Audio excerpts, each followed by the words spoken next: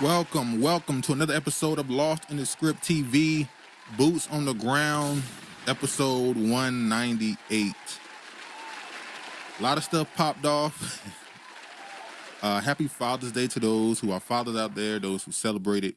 Happy Father's Day to all those people who are in their children's lives, helping build the future of our community. Hopefully you have a blessed day. Continue to have a kingly afternoon. Anyway, this week, a lot of stuff jumped off, both domestic and international. You had Trump and his, we'll say the ICE race popped off in LA and a few other places. I heard it was in New York and a few other places around the country. Even though the story is kind of focusing on the Mexican people being rounded up, they actually did it with Asians and a few other demographics. They didn't go after, as far as I've seen, any of the Europeans, but we know how America go.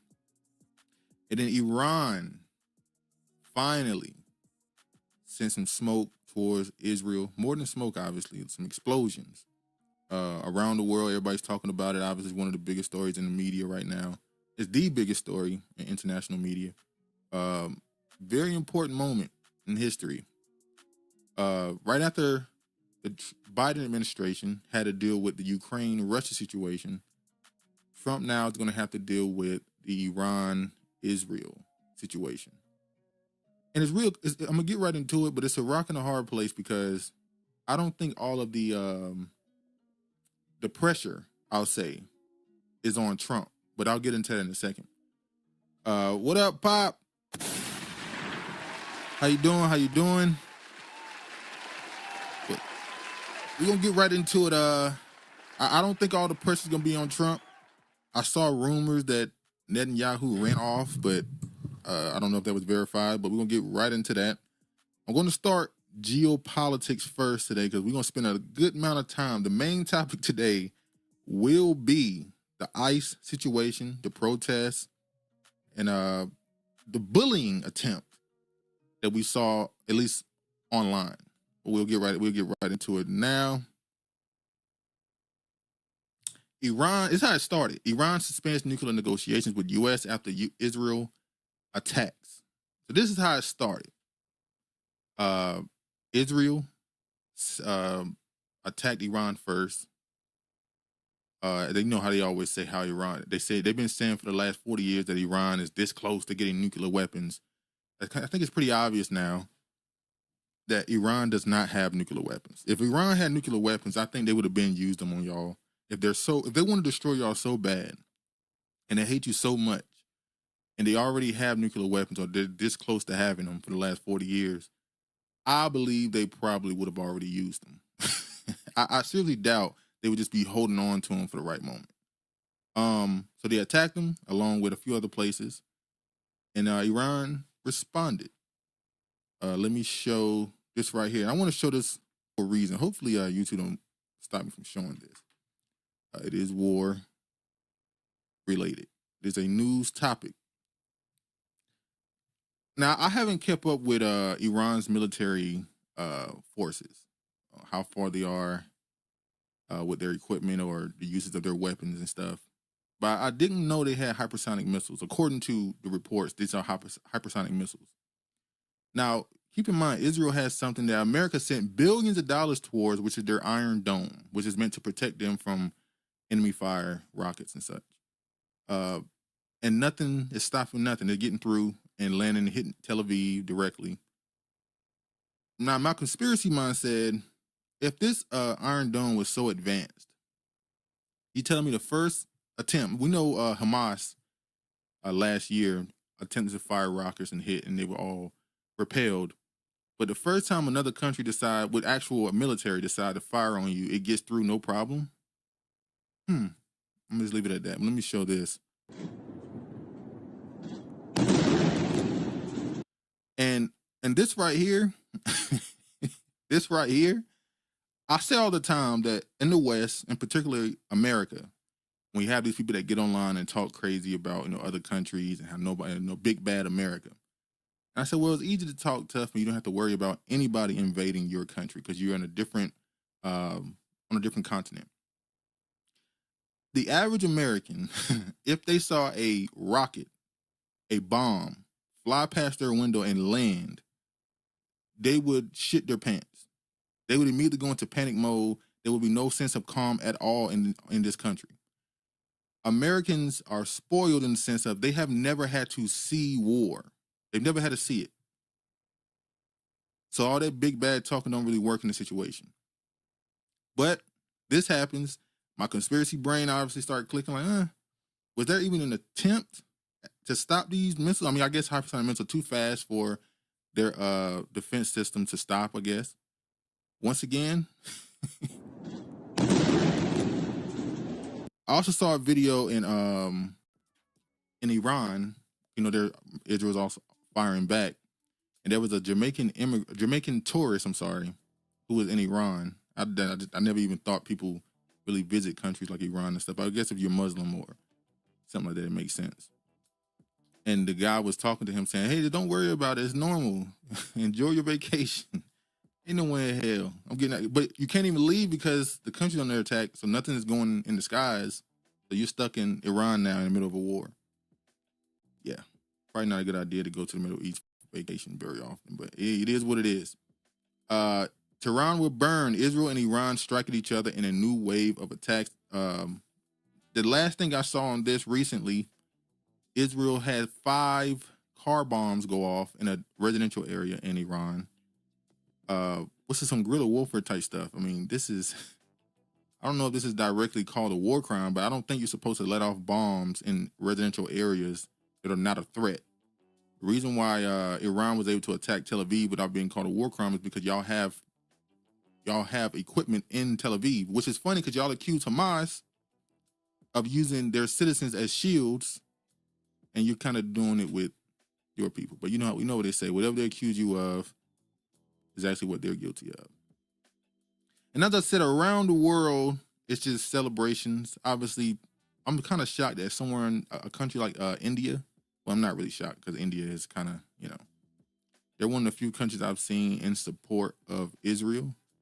But overwhelmingly, everybody is celebrating these bombs going off. Let me just show this right here. This is in Yemen. If y'all haven't kept up with Yemen the last couple years, decade really, they've been going through a whole bunch of things because of the wars going on in the Middle East, particularly with Israel and all these other places. So they've had famines, starvation, all type of stuff, and bombings, America included. But yeah, this is their reaction to the bombs hitting Tel Aviv.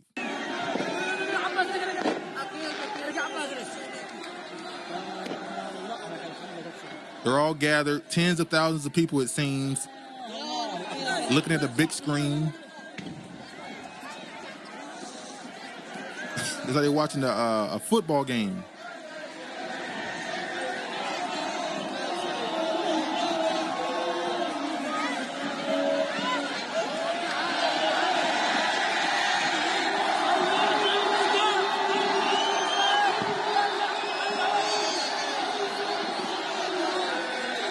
You can hear how loud they got when the bombs landed. It's got to be crazy. The reactions to a country being attacked, to some finally, after decades of what they consider terrorism, which, like I said a while ago, if Israel is letting off car bombs in other people's countries, that's kind of terrorism. But it is what it is. I'm gonna run through this now. I want to play this. This guy here, I'm so disappointed in, because the first time I learned about him was well over a decade ago when he used to do interviews, or should I say he used to scrutinize leaders around the country, particularly the militias and what they call dictatorships. And he used to be very hard on them. He was very hard questions, hardball interviewer. And then he came to America and just became a typical Democratic shield. It's so unfortunate when someone seems to have some level of righteous indignation towards a certain warlike mentality in the world, and then they come to America and them dollars look so good and they just turn into typical shields that have talking points that they always use. So unfortunate. But what up, Kiva?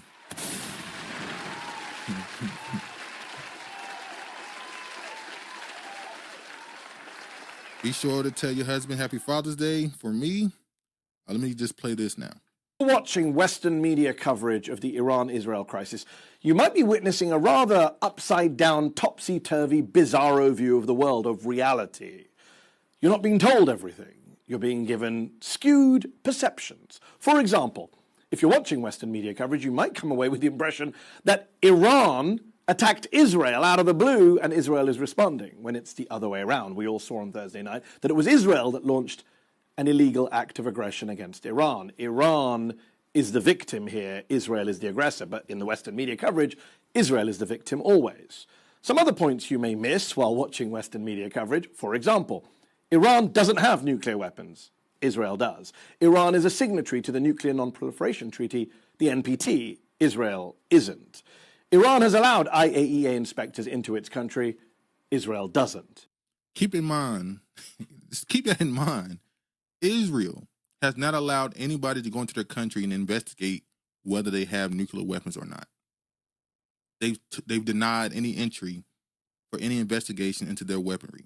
Think about that for a second.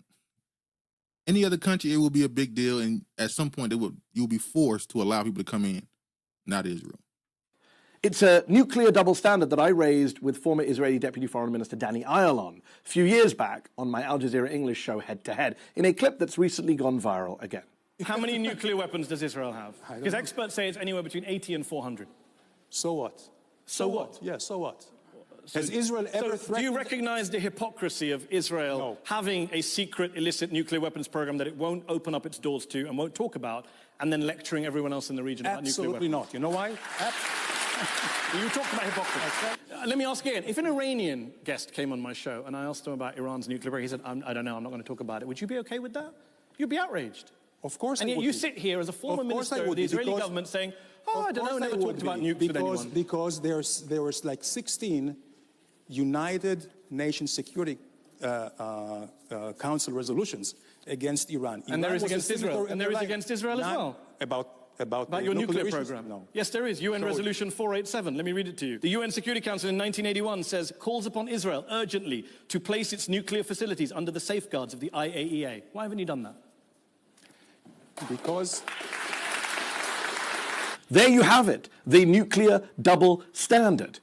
Now, what I was saying earlier about this is not as much of a heavy burden on Trump in situations, because Israel, if they use those nuclear weapons with the little support they have globally already, it would plummet to zero. So they're kind of in this weird place where they have their nuclear arsenal, but they absolutely cannot use it. They're not. The only way they can use a nuclear weapon is if someone uses it against them. So they would have to provoke a company with nuclear weapons to use them in order to use their own, which is kind of counterproductive, obviously.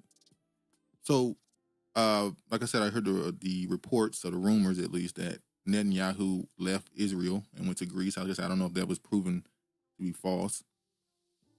And once again, their global favorability rating just dropped even more. But let's get through this. I saw Trump says on his social media platform, the U.S. had nothing to do with the attack on Iran tonight. I think it's very interesting that Trump is making sure he tell the world we had nothing to do with this. Then he said, if we attack, and if we are attacked in any way, shape, or form by Iran, the full strength and might of the U.S. armed forces will come down on you as levels you've never seen before. So that's him trying to appear strong, obviously. So we didn't have nothing to do with it, but this is what we would do if you attack us. Then he said, however, we can easily get to a deal done between Iran and Israel and end this bloody conflict. So he's treating the situation the same as the Hamas-Israel situation. He's not treating this any different. He's not treating it like this is Iran with nuclear weapons and they're a danger to everybody. He's like, it's a little pow-pow, we can stop. Let me run through some more of this. I want to show this too. This was from the account. You see here before the bombs went off, it showed rockets coming down on Israel with the words "coming soon," and people thought it was playing, and it turned out to be true. I read this too. This is not the actual Iran account, but it says, "Oh Lord, make my affairs easy for me." And I couldn't help but hear that and hear this song. 9-year-old me still, that song is very dear. What up, Mark? What's up? What's up? Let me run through this. I want to show this too. Because one of the things people forget when it comes to Iran is that is the Persians.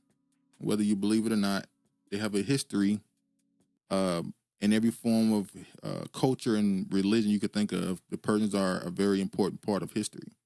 They've been around a long time.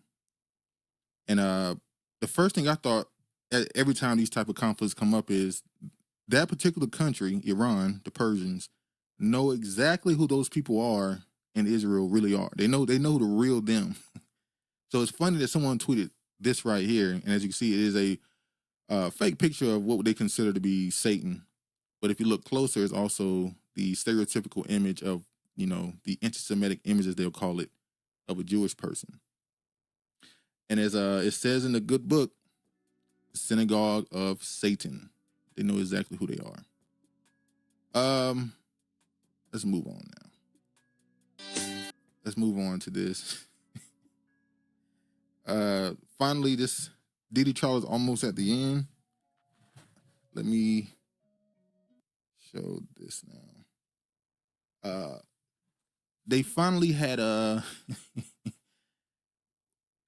in the last week, I've seen a certain tone change on a particular public figure in 50 Cent. As you know, 50 Cent been going at Diddy for a long time, and he's definitely turned it up a couple notches in the last year or so.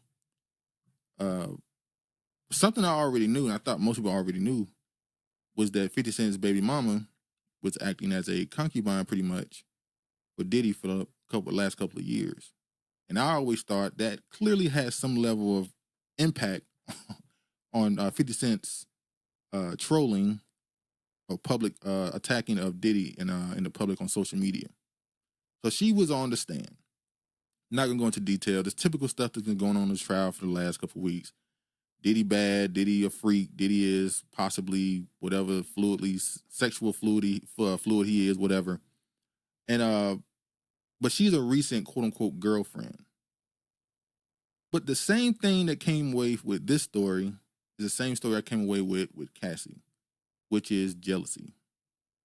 The same way that Cassie was jealous of Kim Porter and Diddy's attention to her.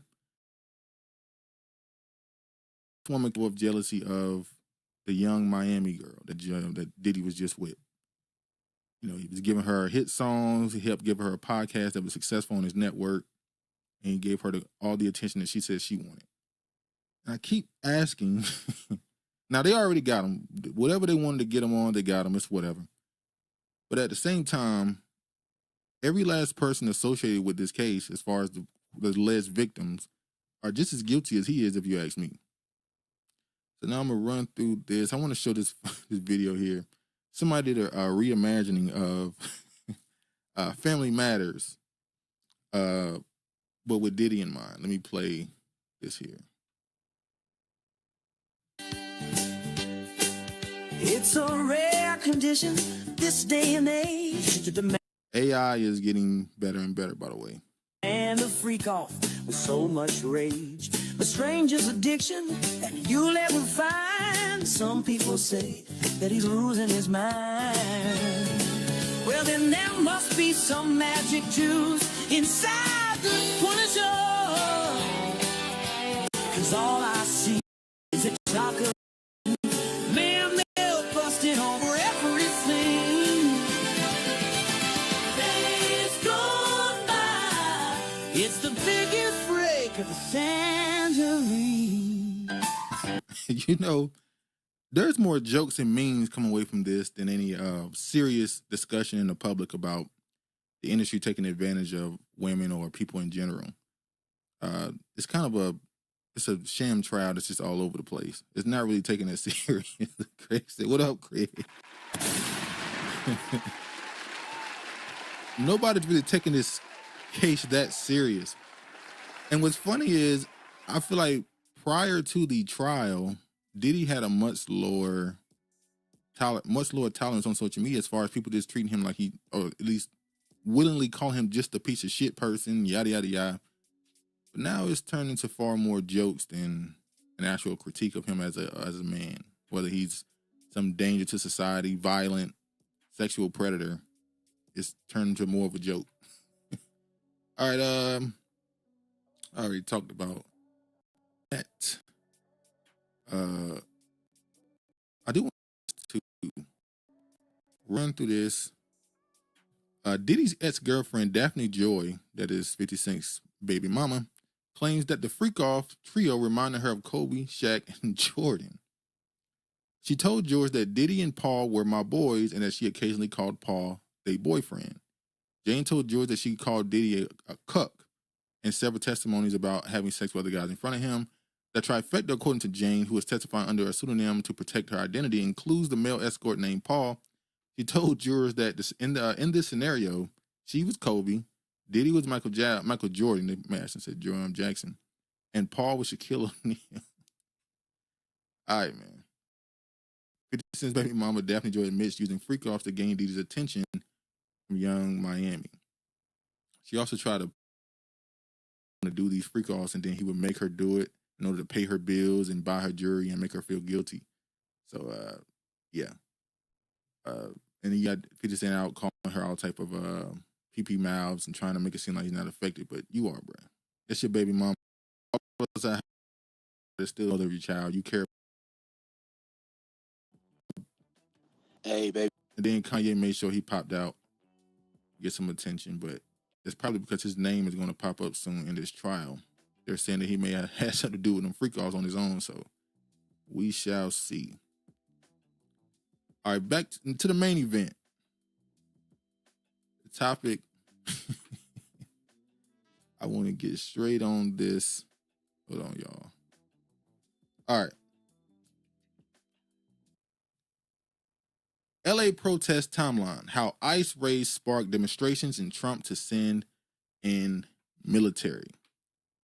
So ICE had a raid. Obviously, they typically go places they think people will be congregated together, at least people they believe are in immigrant communities, which is funny because in the midst of this, as y'all probably know, across social media, they kept telling us that this is a black issue, that this affects Black Americans as much as any other as much as immigrants, should I say. But they kept tying melanated immigrants to Black people. There was even one woman who was pointing out that in Flatbush, in New York, that most of the community is Caribbean. It's called it's pretty much a Caribbean community. There's no Americans in the neighborhood, and that allegedly ICE went and raided that area. And I kept scratching my head like, yeah, because they know that's a hub for people who are immigrants. So that's why they went there. They didn't go there because there's Black people there and they couldn't discern who was quote unquote Black American versus any other demographic. They went there because they know there's not any Americans there. So they kind of destroyed the point. But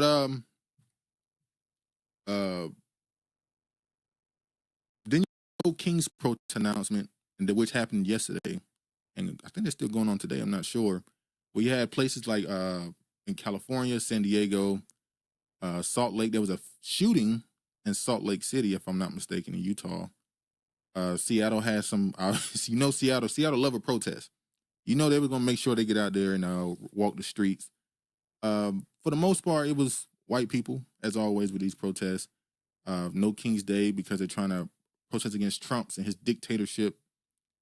Trump had a comment where he said, I don't feel like a king. I have to fight like hell to get stuff passed. But the federal judge, I think, did block him using the military in certain places.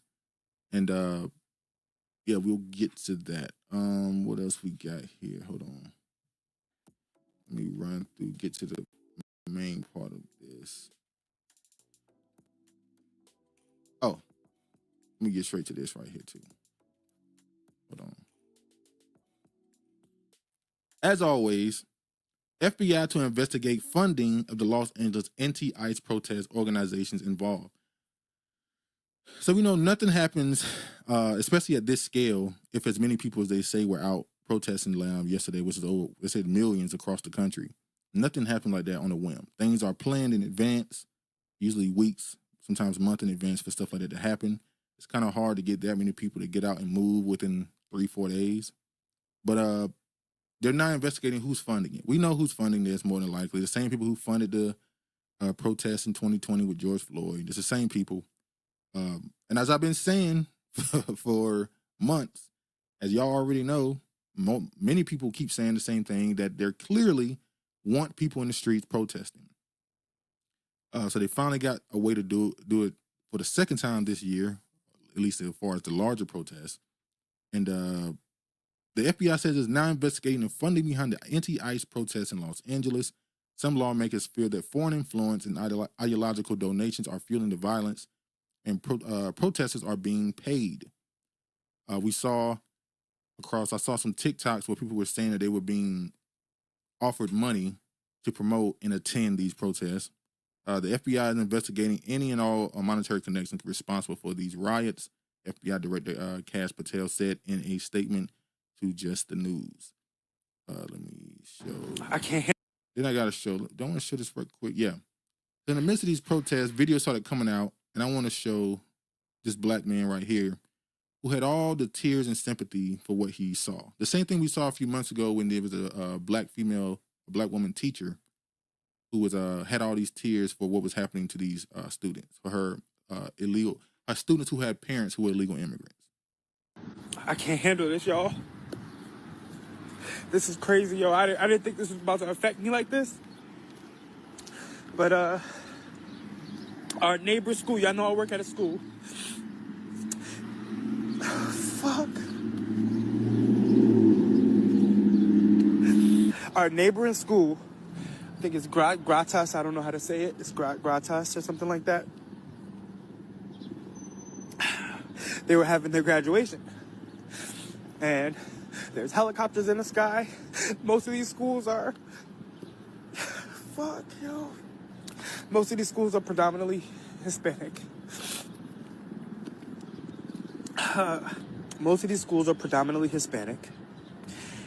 Gratas, I believe elementary, was having their graduation.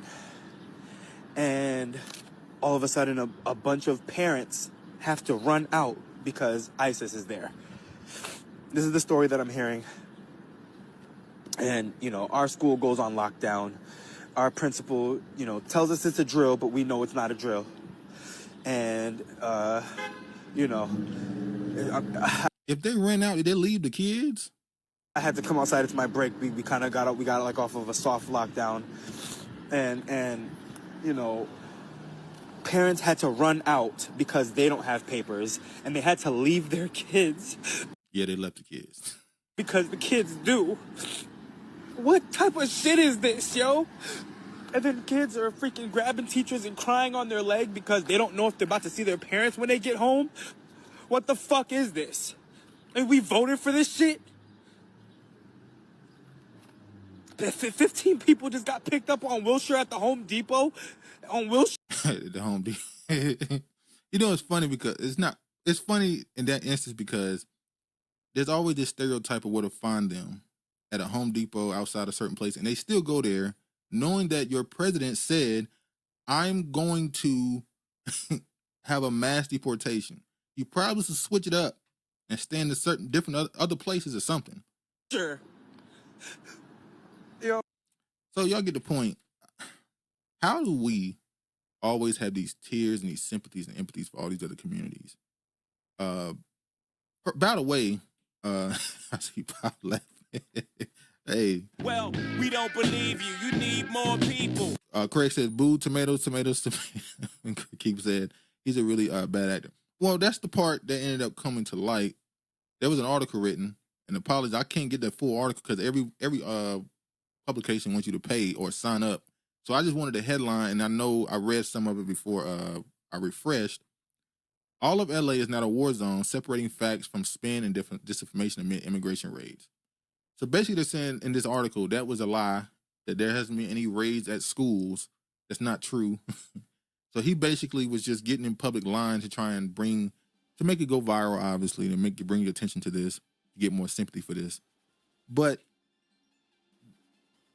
in Los Angeles, the fact that he's doing this as a person who I would imagine is born and raised in Los Angeles, with the history of that state and that city and those cities and counties, I mean, when it comes to the black and Mexican situation, the fact that you have all these tiers is kind of crazy. The same people who are running you out of the neighborhoods, gentrifying in their own way, running you all this quote unquote black flight. It ain't black flight.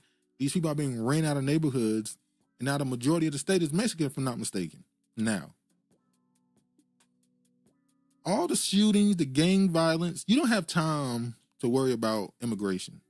If you're in that Los Angeles, you don't have time. There's too much other stuff going on.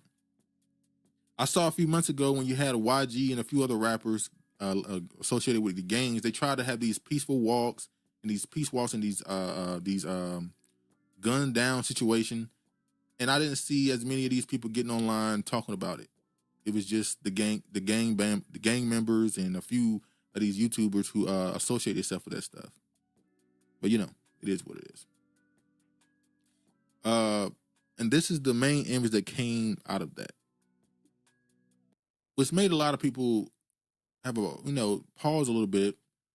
If you left your country from Mexico, came to Los Angeles, became a citizen, some of y'all became citizens, some of y'all didn't, came here for resources or whatever. And now when they tell you, hey, you have to go back, you riot, destroy property, and wave around the flag of the country you came from. And I see a lot of these Mexicans online saying how California and a lot of the chunk of the West Coast belongs to Mexico. Look, man, it's a tough pill, might be a tough pill to swallow. You lost a war and then you sold it. That's what happened. They didn't steal it. You sold it. It is what it is. History is documented. It is what it is. You have to deal with that. If you want it, you have to try and take it back. You can't try and take it back by just quote invading the country illegally and then not wanting to leave, and then convincing the population, the legal population, the citizens that's been here for hundreds of years to support you and stand and trying to take it back. It's crazy. So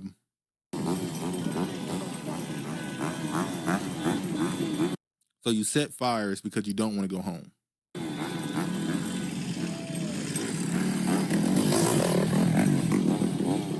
What does this have to do with you not?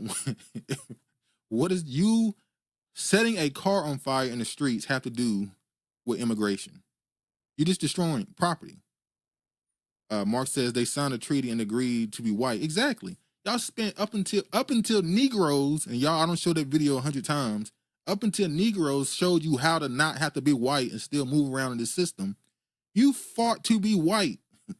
Like, you didn't associate with blackness. You didn't try and fight with issues with black people. And I'm sick of these people who keep bringing up, oh, there were Mexicans out there during the George Floyd protests or the civil rights movement. Well, let me ask you a question. The civil rights movement was for what? Civil rights. It wasn't black rights. So it wasn't a benefit just to black people, for anybody who wasn't black to be a part of the civil rights movement. It helped everyone. They were out there for their own well-being. They weren't out there just to help you. Anytime anything is directly just for you, they don't say shit. Matter of fact, they speak against it. When you start talking about reparations or anything of that matter, they're against that. They don't do anything for you that doesn't benefit them. And why would you be out there at this type of moment? This does not benefit a black American supporting this. It doesn't make sense.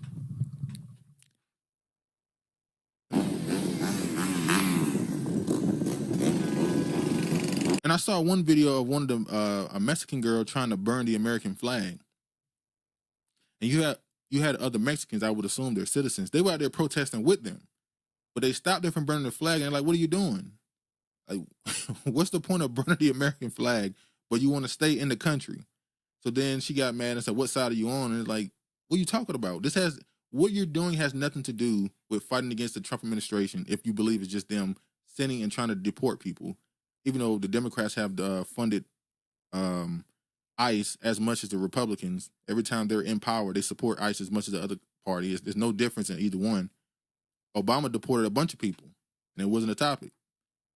Law enforcement leaders immigration crackdown. Now, keep in mind, majority of the leadership in Los Angeles or in California in general is Mexican. So now they're in a situation where their constituents or the people that's in their districts want them to be just pro immigrant or whatever, but they're also in government. They can't. They're breaking laws if they do certain things. We're gonna talk about that later. Some of these people are willing to break laws to support this. And this is where the disinformation, they pushed the disinformation thing earlier. This is what they're trying to connect it to. Russia is amplifying conspiracy theories about the LA protests. Pro-Russian accounts are spreading baseless claims from Mexico fomenting the protests to secret leftist cabal tied to Democrats orchestrating them. The fact that they keep painting Russia as the people that has all this influence in America through social media, when it's actually China. China is the one who do this type of stuff, not Russia. Russia's still trying to get these sanctions off their neck. They still dealing with what's going on with Ukraine situation. They're not worried. It's China that would do something like this, even though I don't even believe it's a foreign country even pushing this right here. House Republicans vote to claw back $9.4 billion in funding for foreign aid, NPR and PBS. We talked about that NPR, which is pretty much the U.S. arm of media. They're defunding it and lowering its cost. A lot of them were laid off, and PBS obviously. Trump's White House wants Congress to codify some of the cuts proposed by the Department of Government Efficiency, which was helmed by billionaire Elon Musk. Elon apologized too. All that tough talk, all that social media going back and forth, and then he got online and, said sorry. Craig says it's been 10 years, let the Russian bot stuff go. Bruh, they still, in the midst of all this right here, when, like I said, you had a lot of black people saying, stay home, this ain't got nothing to do with us. You still had people using the talking point that people are Russian bots. Like, that's still a thing. They're still saying the Russian bot thing. People have now put up their profile pictures, their real names. They're showing you they're real people because they're tired of you calling them bots, and you're still using that talking point. And the people kept playing this video because remember, the Hispanics during the election, they voted for Trump. A good, almost a majority. And I think 46% voted for Trump, knowing that he said he was going to do mass deportations. So people just play this music. This is the music y'all got to play, and they putting y'all in the back of those paddy wagons.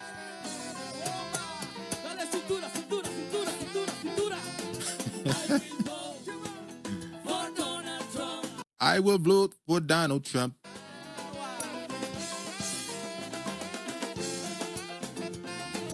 I will vote for Donald Trump. Let's go.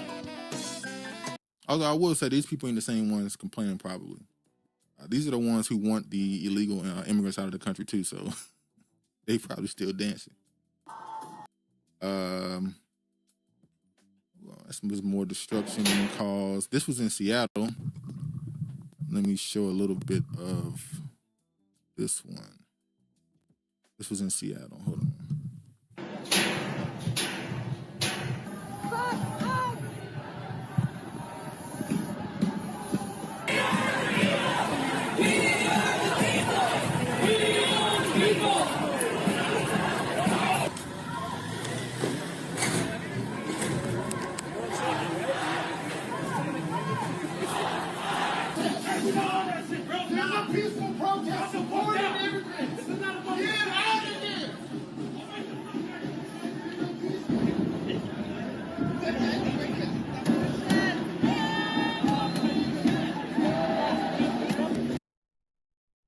It's funny because you got a bunch of young Caucasian kids who just view this as an experience in their life. They're in their late teens, early 20s. They're just out there just to be out there. And then by the time they turn 35, 40, they go super conservative and start saying, I'm a fiscal conservative and a social liberal. I'm a moderate. But right now they, in the midst of their youth, it is what it is. Then I got to show that this is where we get to the issue where they started coming for black people. This is where we're going now. So the talk got louder and louder. And in some places around the country, I did see a sprinkle of black people out there during the No King protest yesterday. There was some protests going on in Georgia, but people said it was in Atlanta and that the majority of those people were not black. Most of them obviously were white and some immigrants. So apparently there's a large population of immigrants, obviously in Houston, Atlanta now, even Dallas has a pretty large immigrant population. But I want to show what the Mexicans had to say, or some of them, about the lack of support they believe they're getting publicly from certain quote unquote black leaders. I don't know why he expect black leaders to do something rather than his own Mexicans, but let me show this here. Crazy to me, bro, is when they had the BLM protest, everybody was popping out. Every celebrity, YG, the Ball brothers, everybody was popping. All black. Out. All the sports teams putting BLM on their back, you know what I'm saying? Wearing BLM shirts, you know what I'm saying? Freedom, wearing all these shirts. You know what I'm talking about the NBA right now, actually. NBA is 80% black. Where is that now? Where are the celebrities now? Where are they protesting now? Where are the teams now? Why is nobody speaking up? Even Kendrick Lamar made a song. Black. Lil Baby made a song. Black. But where's everybody now? Where's all the celebrities? Why is nobody popping out now? Now that everybody's protesting in Los Angeles. Agreed, Mar. I know they mixed. But the point being, the reason why they was out there doing those protests is because their father is black. They have an attachment to it. San Diego, Chicago, because of ICE. Where is everybody now? Why is nobody speaking up? Why is it just the minority speaking up now? You feel what I'm saying? Nobody's talking. Nobody's speaking. You know? See, and this right here builds on to the stereotype of the obnoxious arrogance that they say that black Americans have. When you have people getting online when something is happening to their people and only calling out the celebrities that are black to speak and make the platform larger that they deem should be larger. If it's so important, why would you not be calling out, what's the guy's name, the Luigi dude from whatchamacallit, who actually turned out to be lying about his ethnicity, but he's been trying to push this Hispanic Latino influence in American culture for the last couple of years. Ryan Garcia, the one running around calling black people the N-word, the boxer. He finally said something about this, saying that I voted for Trump, but I don't support this, yada yada yada. The reason why you can't ask those Mexican leaders to say anything because most of them publicly were supporting Trump. The celebrities, at least. So it's hard for them to be against this when they support it. Most of these celebrity Mexicans are legal. So they're legal. So why would they be support of illegal immigration public? Like, that don't make sense. But once again, calling on the black celebrities to say something for their cause. Let me show this one though. Let me show this one here. This one was a Cuban that had a slightly different perspective. And I know in America, Cubans lean very much right on the political spectrum. They're very much more right-wing, particularly if they're from like Florida, New York. Well, maybe not New York, but Florida definitely, they lean more right. Se llaman los negros americanos. 100%. African American community is the only community that has the power in this country to change anything. They are the only one with the experience of civil matter. They are the only one que tenían el esclavo ahí mismitico. They are the only one that are not going to get deported anywhere, and you cannot put them all in jail. So African American community, which is the community that is stepped on by Cubans, the most are the only ones that are going to save the Latinos. And I clap for the African American community that has not come out because it is not. I do. We didn't do shit for them. I get it. I get it. But I don't. Me and you support, but in masses, we didn't support anything that was going with them. Latinos look at Cubans specifically. I'm not gonna talk about any other community because I'm not part of that community, even though I'm a Latina with them. Cubans are the Cubans. We know that amongst the Latino people, Mexicans are considered the bottom of the barrel. So that's why she's making sure to let you know I'm not them. Talk shit about African Americans. Cubans did not support African Americans. Cubans think that they all victimize themselves, that of this, all of that. African Americans are the only ones that are going to save your asses, Latinos. So you better start kissing. If you're going to kiss some ass in this country, you better kiss some black.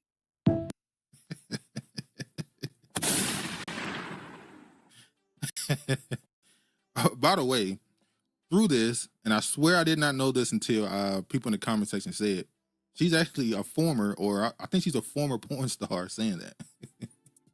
So we have now prostitutes, porn stars, talking politics on their platform, and they have seem to have more sense than some of the people we consider political pundits. So that's funny. They don't want to show this because in a way of going against the system, they decided to, around the country, fly the Mexican flag at the construction sites around America.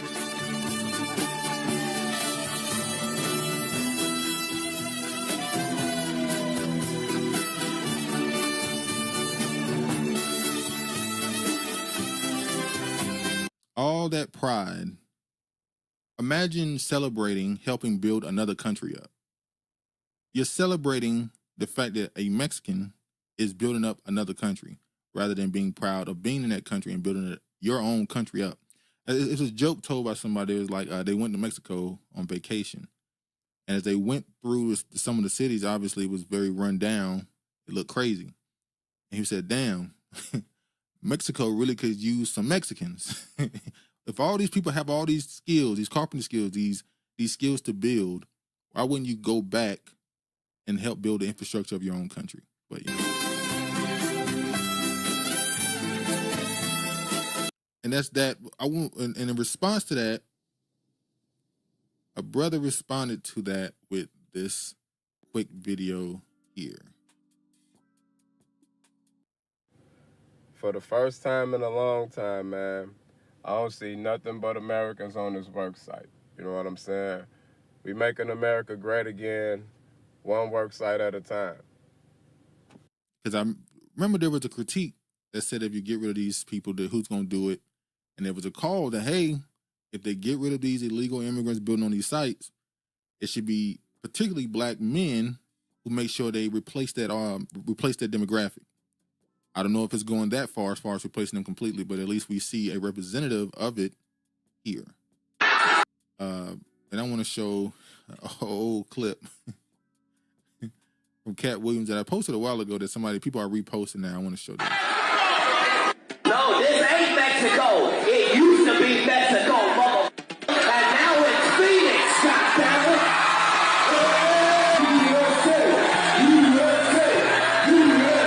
I bet you don't leave here and go to Mexico, mother. Think they can live in this country and then still be allegiance to another country. If you love Mexico, get the over there. Oh, say, can you see?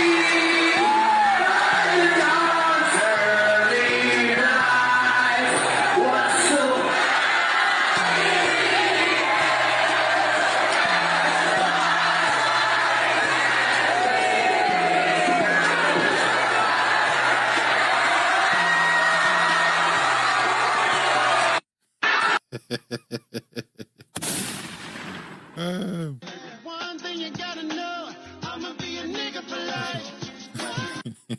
Keep said roasted, Craig.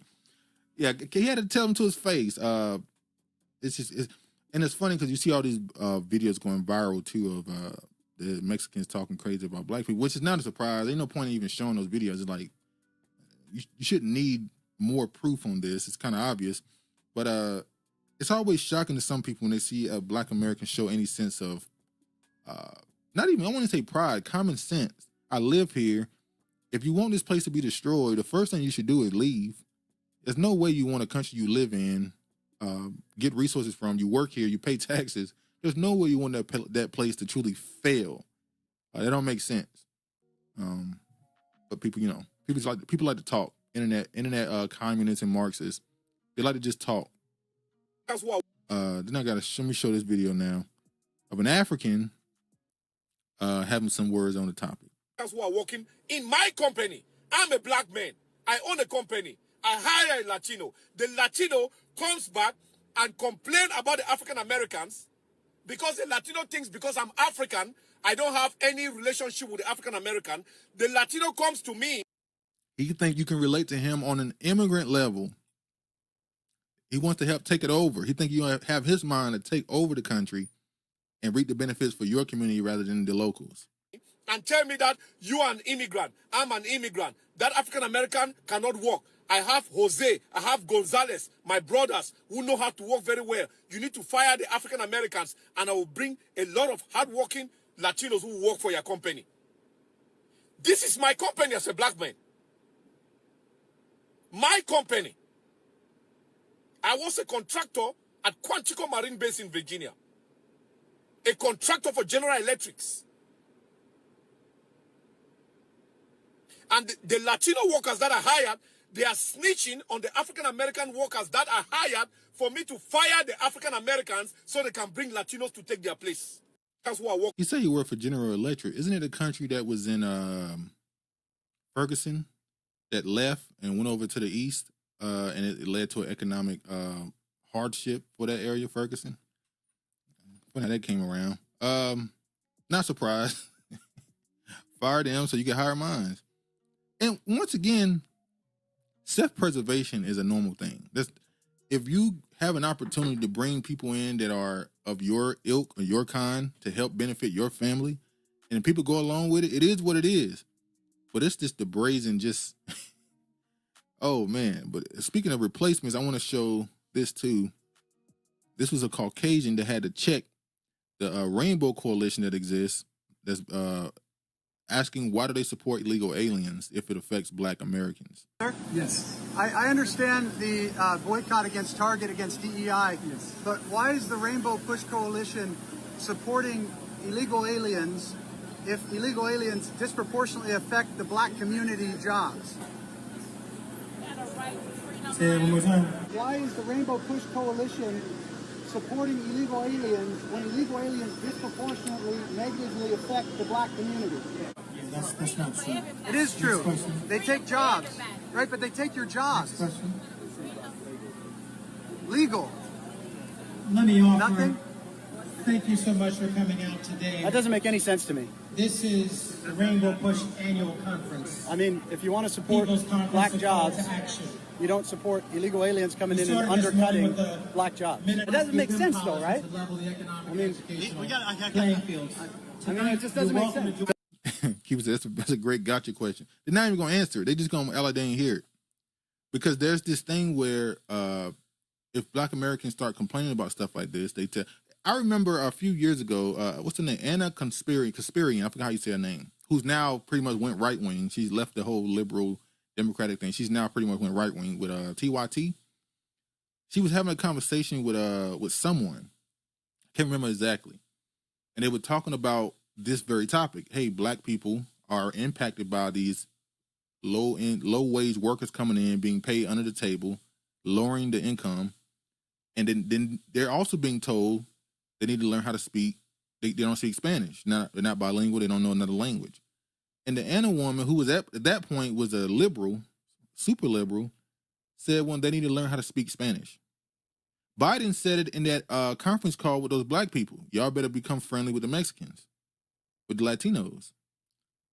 I just saw a clip from like 1985.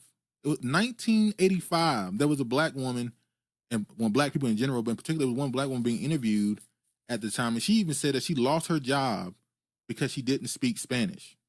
In 1985. Chris said compromise. Exactly.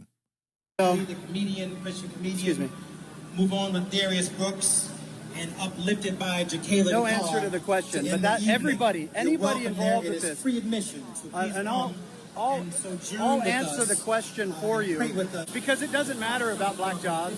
This is about raising money for their coalition. They don't actually do things to support the black community, because if they did, they'd be working to stop black-on-black violence. But what they want to do is continue DEI, continue making excuses, continue victim mentality instead of setting people free. That's what that is. To the point where they're praying to the Holy Spirit for abortion, for homosexuality, and for illegal aliens. I never forget when I saw that that debate on that channel between a pro-abortion and an anti-abortion woman. The white woman was the anti-abortion, and of course they made the black woman pro-abortion. And it was just a stereotypical. I just knew how it was going to go, how it was going to look. But yeah. Mark said, Biden said America is doomed in that conference. Here goes with the black one. Yeah, he's a white conservative. He was going to get to that. It is what it is. But he was right about the question. that question, they didn't even bother answering the question. They just kind of moved on. And I always said, there's the same way I said a little while ago. There is a contempt for black Americans because they're American. I saw someone say, because someone was saying how there's a lot of anti-black American speech amongst foreigners. They call it anti-black Americanism. And this person responded, once again, another one of these so-called Rainbow Coalition Marxist people. They pretty much wrote out in a long thread that it's impossible to be anti-black American because no one is against you because you're black. They're against you because you're American. So what they're pretty much saying is it is okay and normal to have contempt or disrespect towards black Americans because of their Americanness. Because they have this I hate America mentality so much. And from a historical righteous standpoint, cool. Yeah. But when you start to have a certain level of disrespect and hate towards people that are supposed to be your race because they're simply American, because they were born here, like, you kind of lost the plot. These are the people that call themselves revolutionaries and all this other stuff. And they're okay with having all this disrespect and hate towards people that's supposed to be their own. But it is what it is. And Mark sent this while you out fighting for them, and because you're saying that if there's injustice anywhere, there's injustice everywhere, and it doesn't matter if we benefit from these things, we have to make sure we stomp all this fascism, stomp it all out, because at some point, even if it don't affect us now, it will affect us in the future. Well, this is what they're doing on their own. Let me show this right here. Mark sent this. Economists, consultants from the task force reported the total amount could be as much as $800 billion. $800 billion. That's 2.5 times the size of our entire state budget. To pay for that, you'd need a major tax hike, unlike anything this state has ever seen before. I recognize and acknowledge the painful part of our history. The pains of our past should not be paid by the people of today.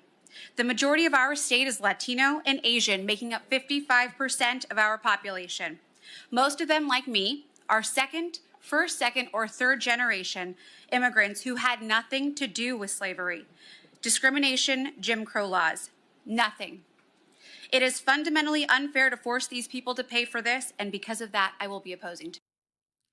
So this Mexican opposed it because she didn't have nothing to do with it. Even though she came to the country, willingly supported this economy, lived in this economy, benefited from the same system, but it's unfair for them to have to pay. All right. It goes with the old saying that, do you pay for your father's sins? If something happens in the past and then you reap the benefits from it, are you just as guilty? That's the question. When I saw this, there was a lawsuit. $100 million potential class action alleges preference for Hispanics under Chancellor Bolaño. Let me show this here. Let me show this. Houston Community College is facing a $100 million lawsuit. Hundreds of African-American employees, both past and present, say they faced racial discrimination while working at HCC. Channel 2's Roseanne Aragon is live tonight with a closer look at what this new lawsuit claims. Roseanne? This lawsuit was intentionally filed today. The plaintiff tells us she represents many. Houston Community College slapped with a $100 million racial discrimination lawsuit filed on none other than the Juneteenth holiday.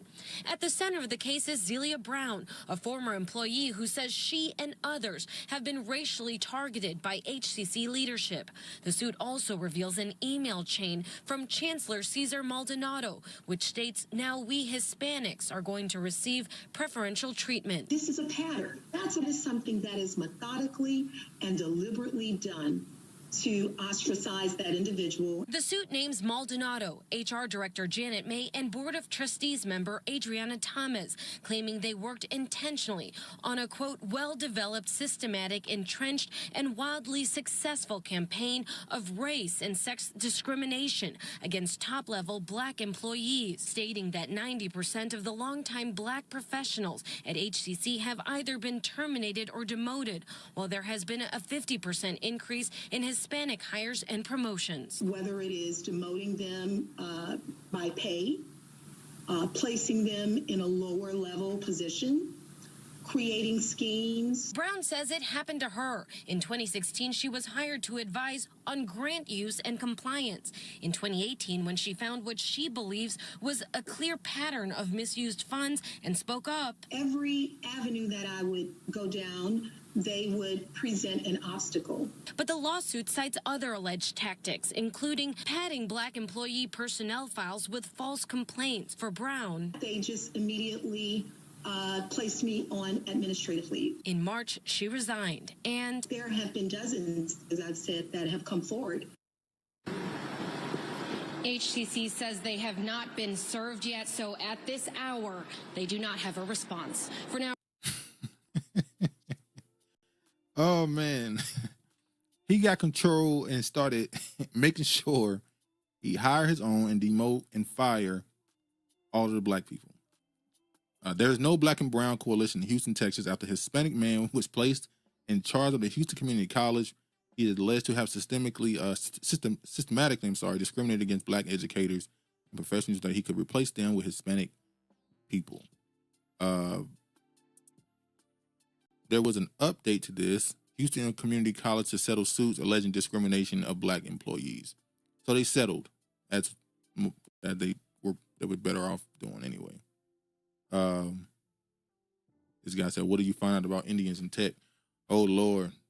Well, we know that in a lot of these tech companies, the Indians completely just constantly recommend only other Indians to get position in tech, coding and all the other stuff. That's the same thing that's going on there.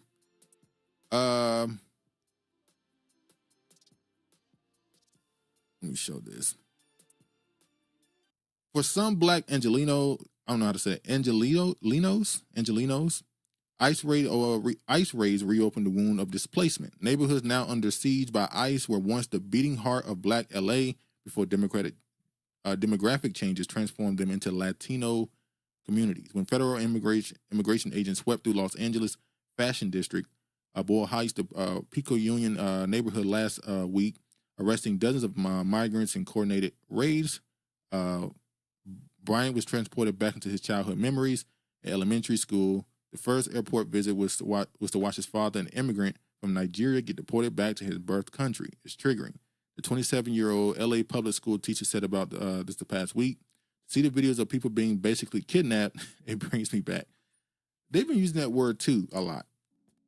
The word kidnapped, disappeared, disappearing people, as they say. They know they're being detained for being illegal immigrants. I don't understand.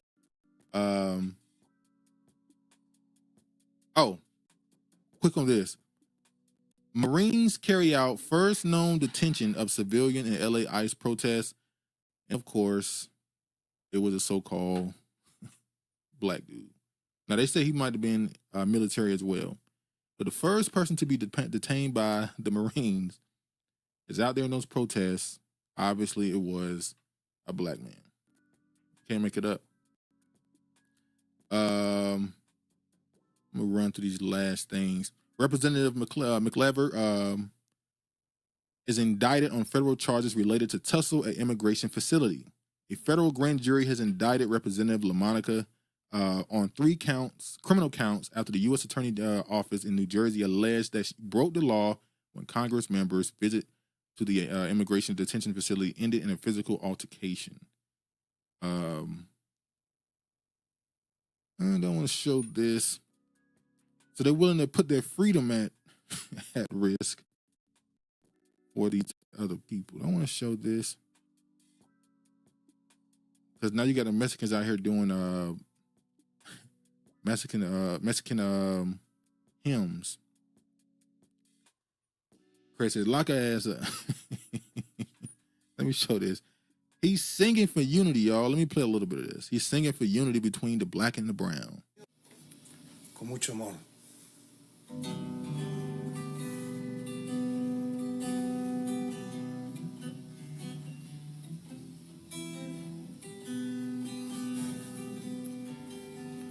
¿Con qué criterio escribo en este dolor? Si no se trata solo de una canción. And this is Negro's fault, as always. It was Negro's fault. Because now they keep referencing that song by Tupac, Live and Die in L.A., when he said there wouldn't be a California without Mexicans. And I said, why do we do stuff like this? We constantly give grace. We constantly try to uplift and empower other demographics around us in our neighborhoods or cities or whatever. And they never do the same for you. And none of these Mexican rappers are getting on the song saying that there's no California without blacks. And Keeper said, nope. He ain't sing good enough for you, Keeper? He wasn't putting the notes together well enough? ¿Con qué excusa? He's singing his best. He put his whole heart into it.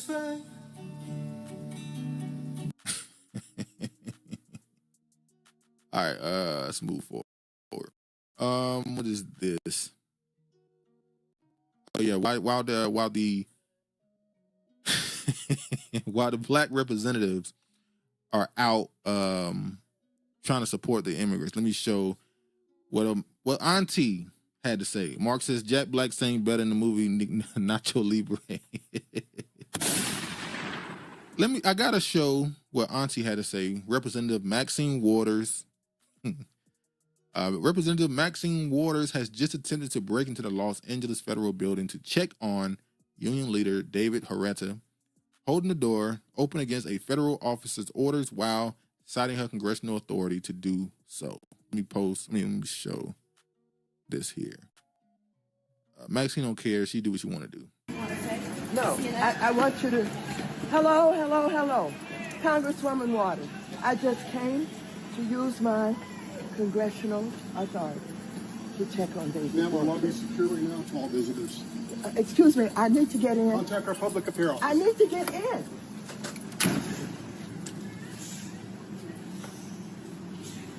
What are you hoping to do, Congresswoman? I just want to see David Huerta. Right.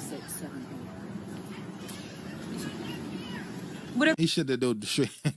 He shut that door right in her face. Get the fuck on. Congressperson normally be able to enter the... Normally, yes. You try to be respectful to an elder. Get the hell on, old lady. What is happening here? Well, there were some of the authorities. I don't know who they were. And I'm trying to get in to see David Huerta, who they have arrested. He is the head of SEIU local union here. I don't know why he was targeted. I don't know what they're doing with him. I don't know whether they're going to deport him. I want to report back. No offense. No matter how much I disagree that she is an elder, I don't want to disrespect her too much. She's talking like she's not really aware of what's going on. I agree. It's time. She should retire. Like, come on. There seems to be a lot of stress on her. I don't know what it is. The way she's talking. I don't know if she's just doing that for the camera. But come on. Yeah, it's time to set it down. I meant to show this. Hold on, y'all. I want to show. Hold on.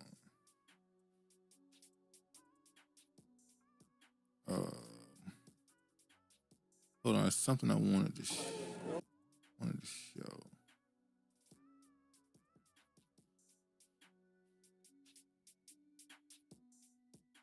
Economist. Slave voyages done. Hold on, y'all. Sorry.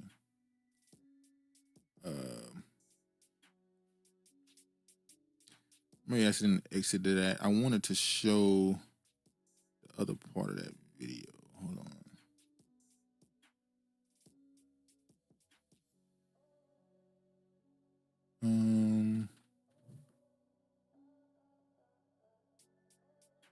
Economist. Tell you right now. Hold on.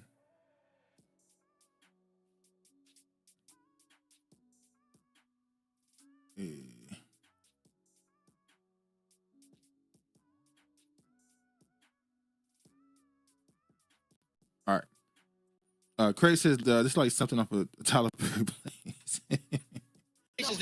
Now I want to show how she responded to the black homeless people in in California. This is funny. I'm sorry. This is funny. Location where they're taking abs. Is there any more locations than this one? No, it might have been just so many people out here. 1 minute. I want everybody to go home. So she's telling these homeless people to go home, but she's telling the protesters with the illegal immigrants to continue to fight. She's trying to get in and she's disrespecting orders. But listen to what the response was when she said that. Location where they're taking abs. Is there any more locations than this one? No, it might have been just so many people out here. 1 minute. I want everybody to go home. And I want We don't got no home. Okay. That's why we here. That's why we here. Miss Mac, can you talk? Yeah. Miss Waters, can you talk? And then she laughed too. Miss Mac, can you talk? Yeah. Miss Waters, can you talk? We gonna go too. Yeah. Just a moment. Just a moment. Nothing is going to happen here today. Nothing is going to happen anymore today. So what about all these names? What we're going to, well, that's what, give These people. Oh, man. How they do their own. All right. Now I want to show this. This is part of the other thing going on with the deportation. I want to show some of these, these emotional goodbyes. Let me show this right quick. This is a husband saying goodbye to his wife.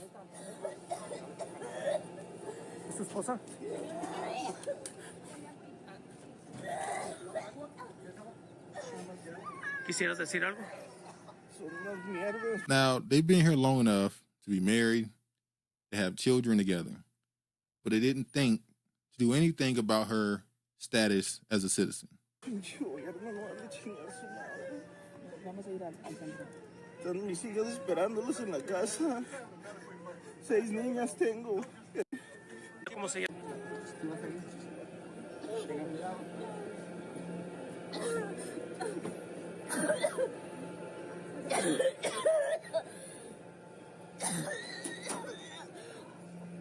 All right, here she go.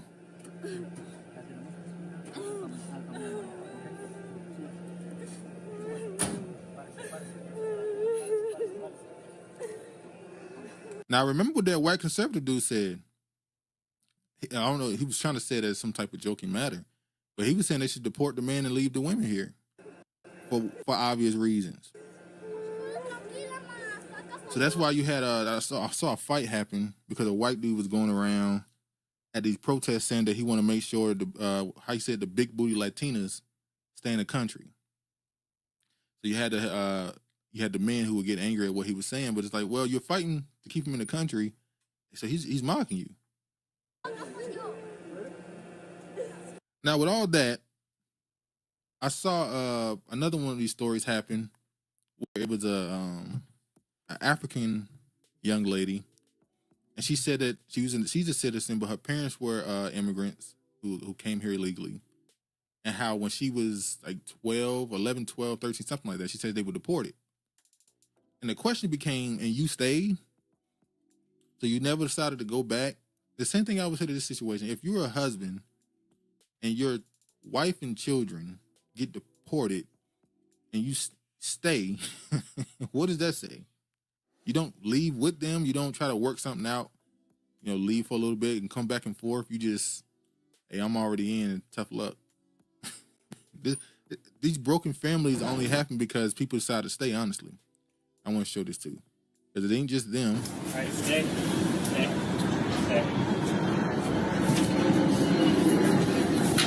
Homeland Security Investigations Atlanta posted this video on X, saying its agents arrested 12 undocumented workers at Lux Nail Lounge in Marietta. Seeing 6 of my neighbors look downtrodden and being led out at once, it turned my stomach. It ruined my day. A man who goes by Angel says at first he was unsure what was happening.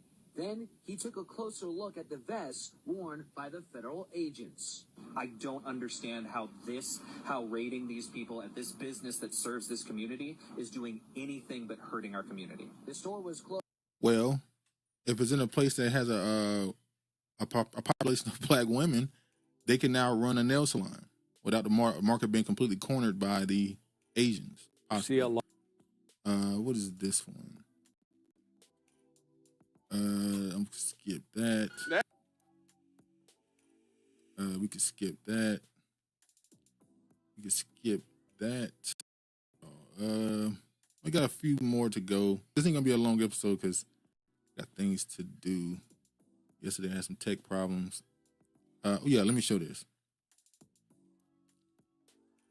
As always, on the back of black people, LGBTQ plus people and their allies gather at the Lincoln Memorial in Washington, site of Martin Luther King's 1963 I Have a Dream speech, to rally for preserving decades of progress while protesting setbacks under President Donald Trump.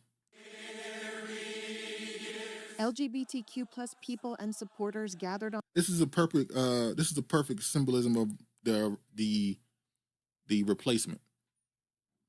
The same place that Martin Luther King gave his speech, they're now performing this to be the new #1 priority. On Sunday at the Lincoln Memorial in Look at Washington, D.C. to rally for preserving decades of progress while protesting setbacks under President Donald Trump.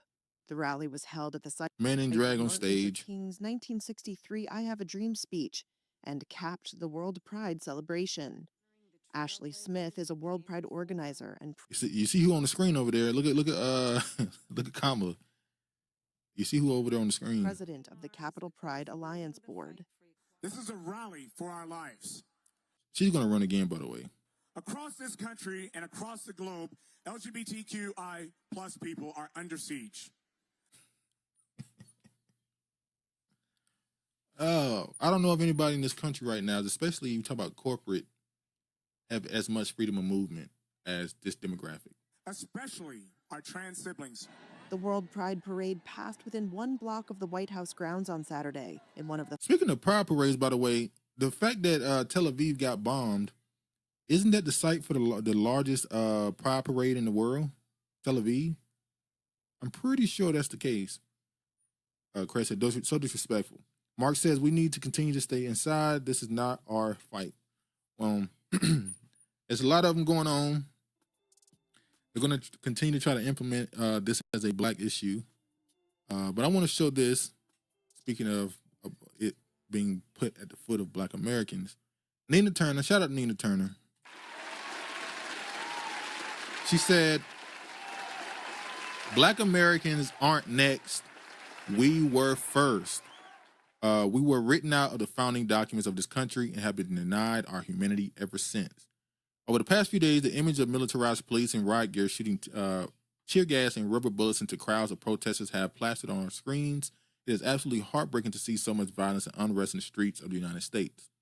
Black Americans are typically the target for state violence against protesters. This is not the case in this moment, which has left some asking, where are black people?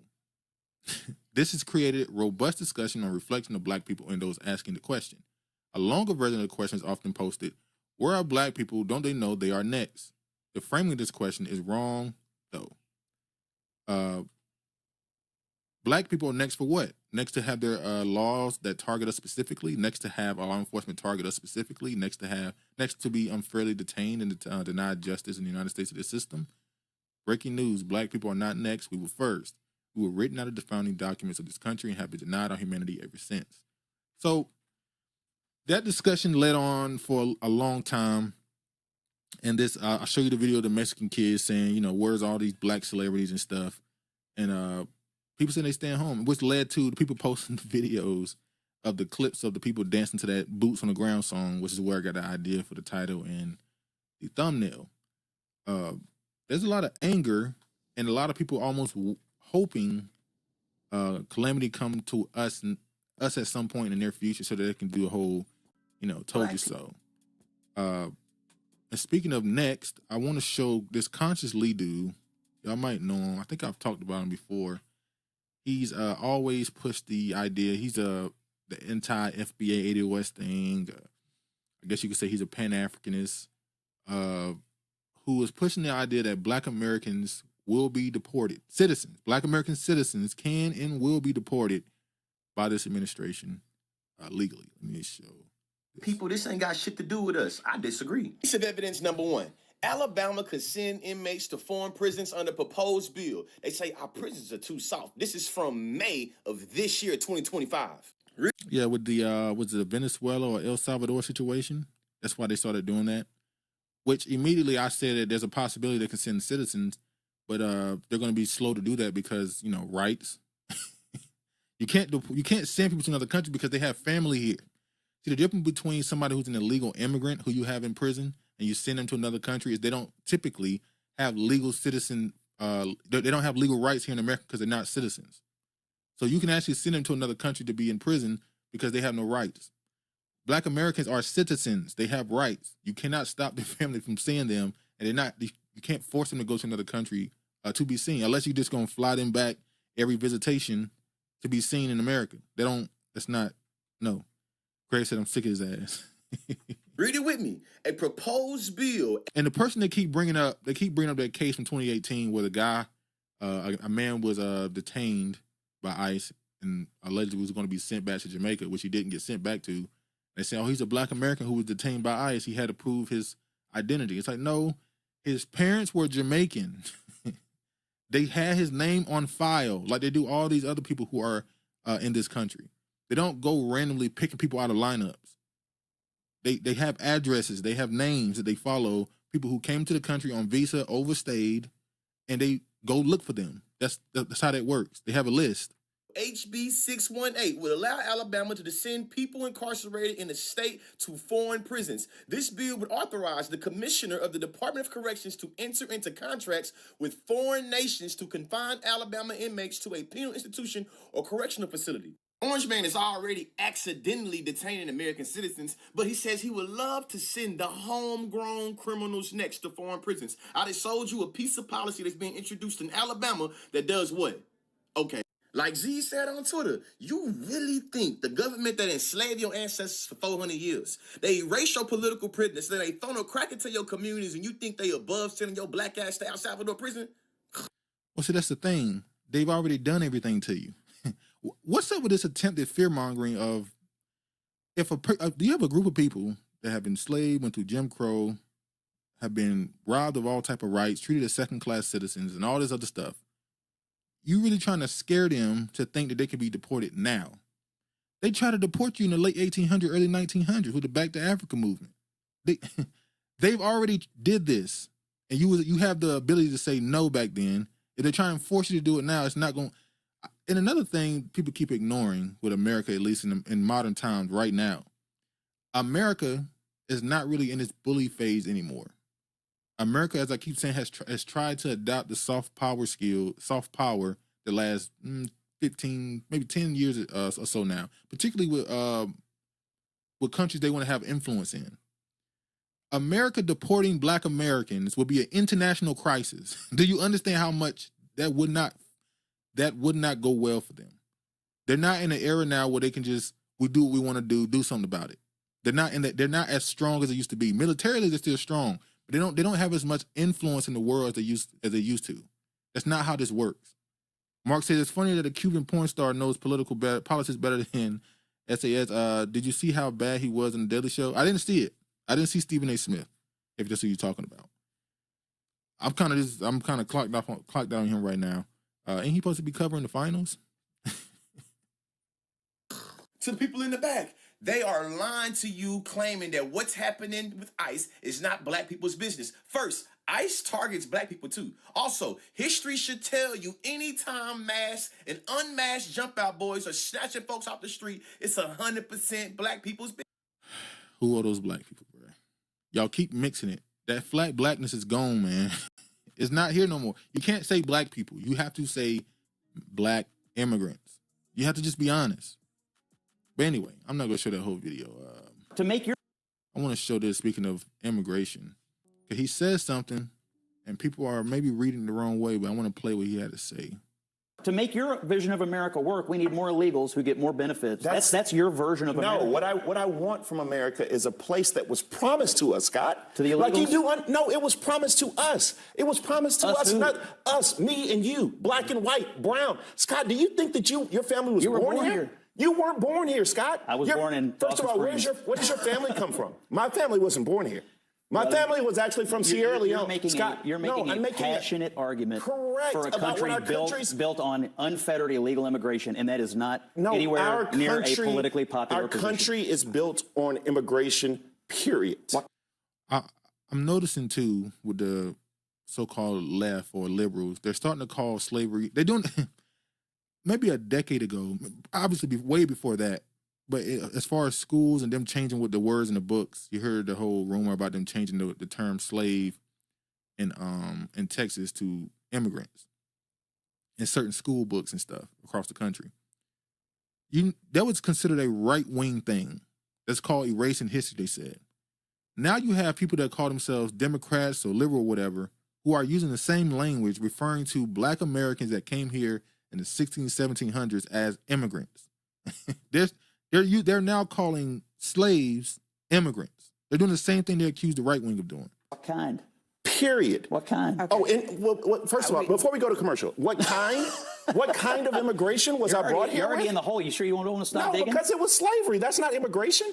Come on. Well, slavery is immigration?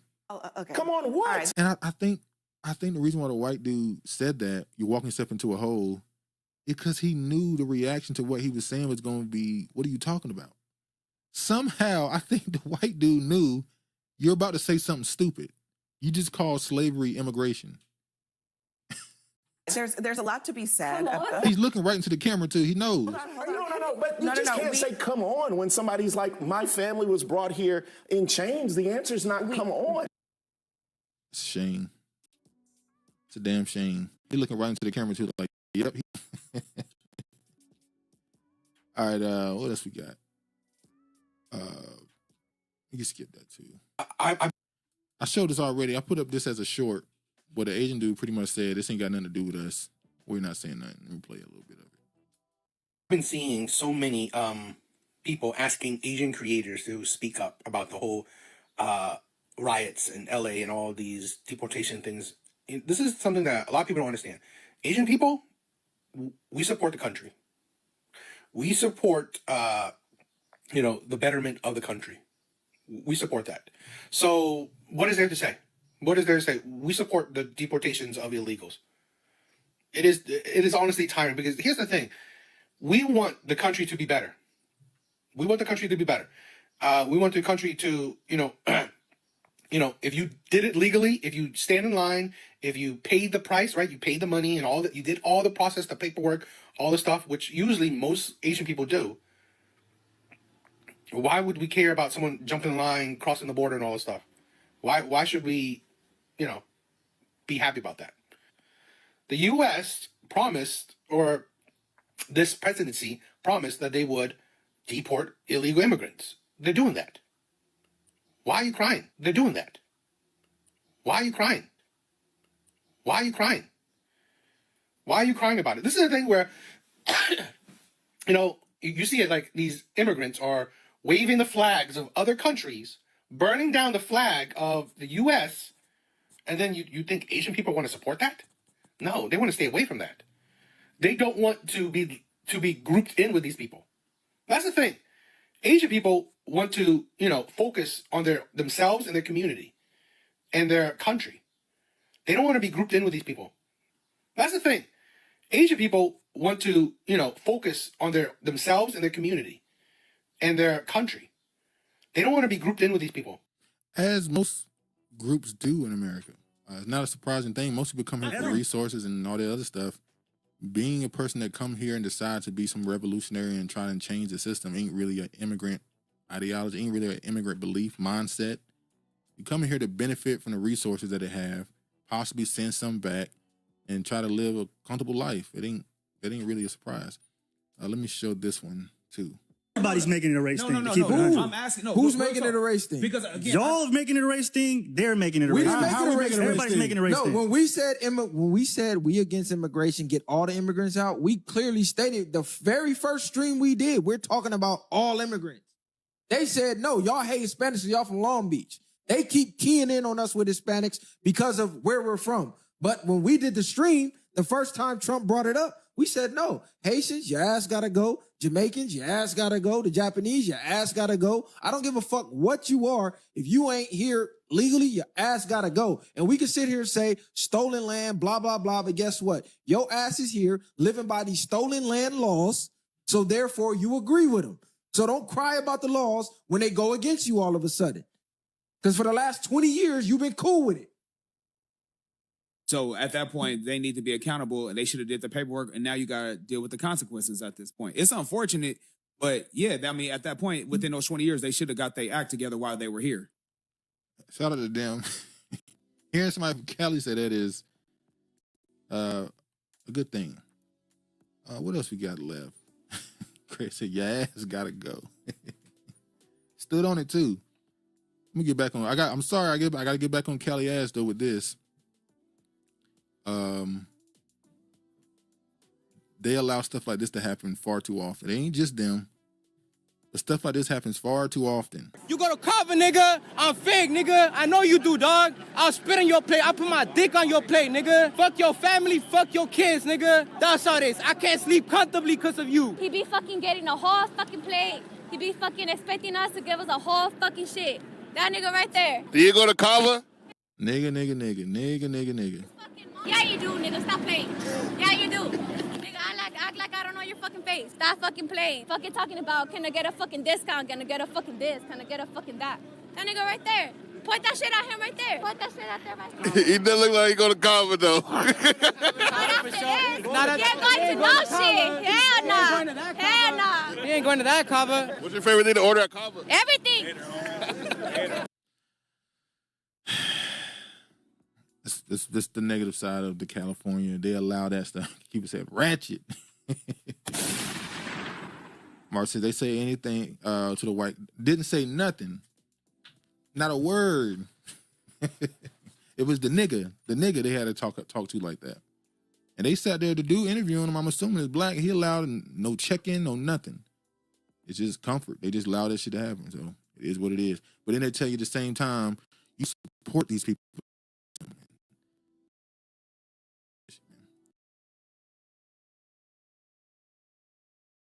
Something. I don't know if I'm gonna be able to find this. What was it? Oh, yeah, I want to show this.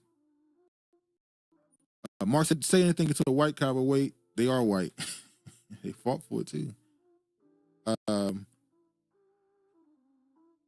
This is Denise Oliver Velez. I'm pretty sure y'all have seen her before. We've talked about her the last years. We've said things about her. She's one of those people who is vehemently against the ideology of anybody being American, Black American first. She's a so-called Pan-Africanist, but she really focused on the Caribbean. So as you can see here, Caribbean matters. Juneteenth's Caribbean and Afro-Mexican connections. So as always, to try and take American history, Black American history, and paint it as something that is shared culture with everyone. But one thing she did show me that I did not know, because even people you disagree with can show you stuff. She said, I did not know that they celebrate Juneteenth in Mexico. Or at least a segment. There's a segment of so-called Black Afro-Mexicans that celebrate Juneteenth, and it's not something that's new, apparently. They've been celebrating Juneteenth for years. Hold on. I'm trying to see if I can find the exact, whatchamacallit. It's her kicking ADOS and the FBA back in. She can't stand them. Hold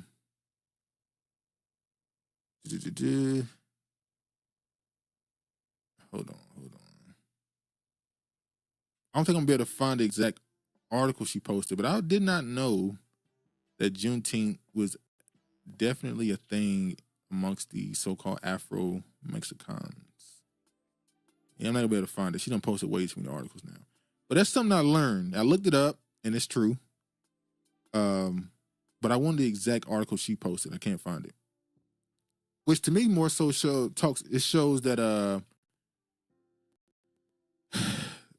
there's a group, I believe, in not Dominican Republic. It's somewhere in South America, I believe.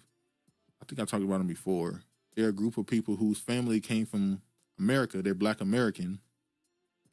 and they've been there for maybe 100+ years in this country. I think it's in South America, and they still refer to themselves as Black American. They don't refer to themselves as Hispanic or Spanish, Latino. They refer to themselves still as Black American. They got the American flag. They, have pictures. They make sure they let it be known that their family came from America in the late 1800s. Mark says, we have our own diaspora. They are Black American. They are now their own ethnic group. Yeah, that's what I was getting to. I was pointing out the South American group, but I'm assuming, I was about to get to it, I'm assuming that this Afro-Mexican group is also people whose family left probably Florida, and obviously Texas, the so-called Black people that came, what was it called? I forgot the name. That left Florida, the natives, the Black natives that left there and came through Texas and went to Mexico. And I'm sure there's some Black people from Mexico that also escaped to Mexico. So I'm assuming that group that's in Mexico that do Juneteenth for the longest, they're probably just Black Americans who are now there. Black Seminole, thanks, Mark. Yeah, Seminole. That's the word I was thinking. The Black Seminole people. See, it's not surprising. I didn't think about Juneteenth in Mexico. I just never thought about it. But she did teach me that. But the other stuff she was saying about the Caribbean and we get what you're trying to do. It's not working. Couple more here. How much time I got left? I got like 30 minutes. I'm trying to get through this. This is I just want to show this because I thought this was funny. This is a video game, people. This is a video game. Join us in honoring Juneteenth, a day of liberation and unity. Let us stand together against oppression for the brighter tomorrow.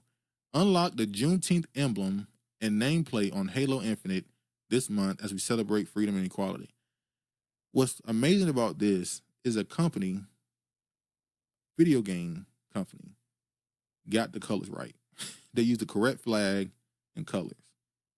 That's surprising. That's funny to me because you have organizations, so-called Black organizations, that consistently, purposely choose the wrong flag and colors on purpose, while this video game company got it right. It's just hilarious. White gamers are about to be livid. Oh yeah, I didn't even go to the comments. I don't even care. I already know what they're saying in the comments. Mark said it still doesn't make Juneteenth a Caribbean heritage. It doesn't. It doesn't at all. It is a Black American, really a Black Texan holiday that has now really was big in like California, because a lot of people in California come from Texas, Louisiana, Georgia. It was really big in that area. That Texas, Cali, Louisiana, Georgia is really that area that really supported it the most. Regina says, notice today. Hey, beautiful. Oh, what up, Regina? Oh, dang it, you don't notice? Well, that's how YouTube work now. But yeah, we almost at the end here. I got a couple more minutes left, like 30 more minutes left. I gotta go. But these last clips, I gotta show something. And this first video shocked me.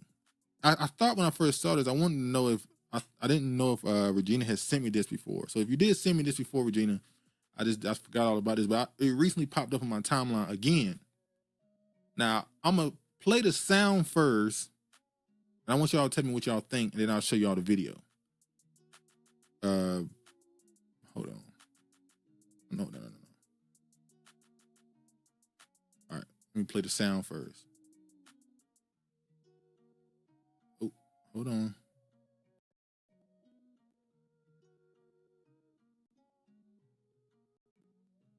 Hold on, y'all. All right, we got it.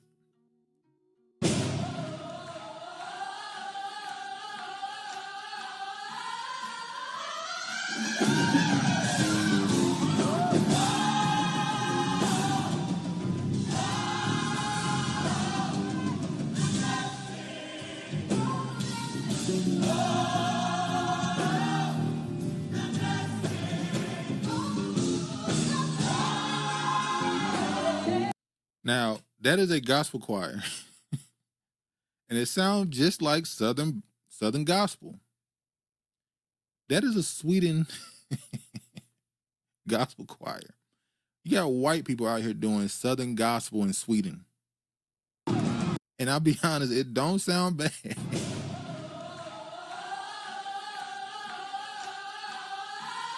Once again, I said last week, Black Americans' cultural expression is our biggest export. Keeper said, no, that's who it is. When I showed Travis that, and by the way, Regina said he did not freeze you out. He actually he got a new phone, and he was using the app to talk with you, and when he got a new phone, the app deleted your number. So that he didn't complete, he's not ignoring you. He's not ignoring you. He said, wow, it wasn't me. White people are singing Southern gospel, and they're not doing that bad. It sounds good, I agree. This goes, like, my ears hearing this and seeing the people, it still ain't registering for me. I seen this like 2 days ago, and I said, I gotta show this. I saw this Friday, and it's still not, my brain's still not putting it together.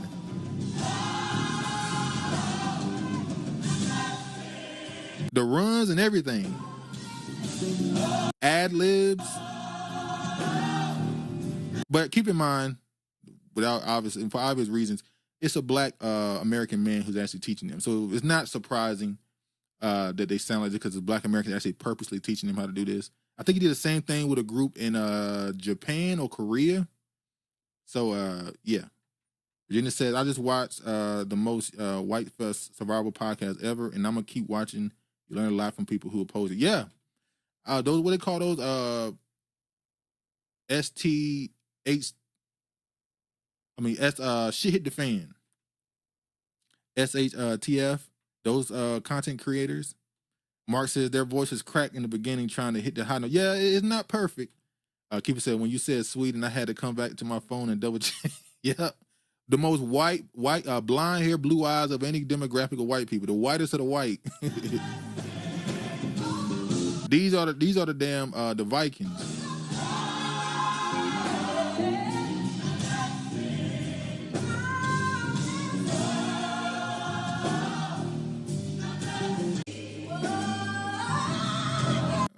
That part right there.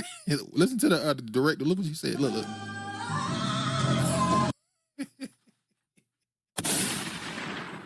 All right, man.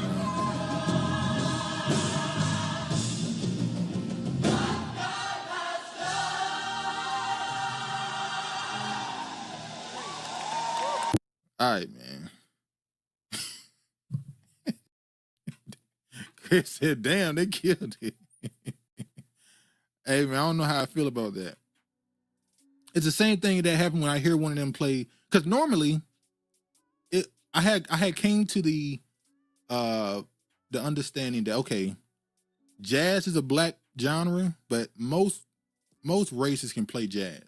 It might have a little bit more with Black people, but most people who are talented can play jazz, and it can sound pretty good. But gospel, that's the heart of Black America. That is Southern, that is Black soul. I always thought there's no way another demographic can even sound good doing that. But hey, man, the world is changing. Mark says, this and the gingers are Black too. Too much for me. Oh, man. Empress said, you can copy sound, but you can't copy soul, nor spirit. Exactly. So there's a certain feeling you get. This is the name of the podcast. Okay, I'm going to check it out. Hold on, let me. Keeper, do you have the email? I'd rather you email it because I can't fully copy it out of this. Hold on, do I get it on my? Never mind, I got it on my phone. Never mind, I got it. Never mind. We was Roman Britons. All right, I see it. I'm gonna check it out. Oh, I know that middle dude. The middle dude's name is Saigon. He was a YouTuber from like 15 years ago. I used to see on that Manosphere content. He used to do content about anti-feminism type content. And then obviously that content led to the more racial stuff. And then the IQ conversations he started having. Yeah, I'm gonna check it out. I'm gonna check it out. All right, I got some more I gotta show you. Let's be shocked together again. I got some more to show you. Speaking of cultural expression, Virginia says, I had to watch several of their videos to conclude, oh, this is about white man survival and nothing else matters. Yeah. I don't mind it because, like I said, some white platforms, as far as the ones who speak on society and stuff, they understand that they're falling. They understand that their influence and stuff is starting to fall out. They see what's coming down the road. And instead of just complaining about other races and wanting to do certain things, they're going inward. Like, what can we do? That's why you started seeing we need more marriages and let's get rid of affirmative action, which really impacts women, so we can try to get women to have more children. And, we're trying to save themselves, and they're willing to be the bad guys to save their own race. I don't mind it. Hey, do what you got to do to try to save yours, man. But in the end, it's not going to work, bro. Let me show y'all this. Now, this is a band. They're doing the beatbox. Let me show y'all this. Now, this is a little easier to understand. This is not too complicated. Them doing a Black American band, but it's Asians.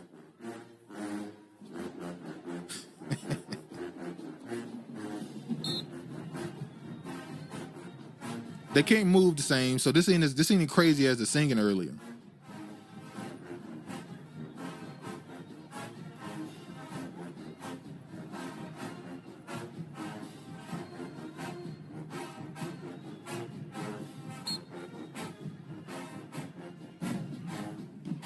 They're getting down though. They're rolling around. All right. Keep it laughing. This one ain't as crazy as the singing.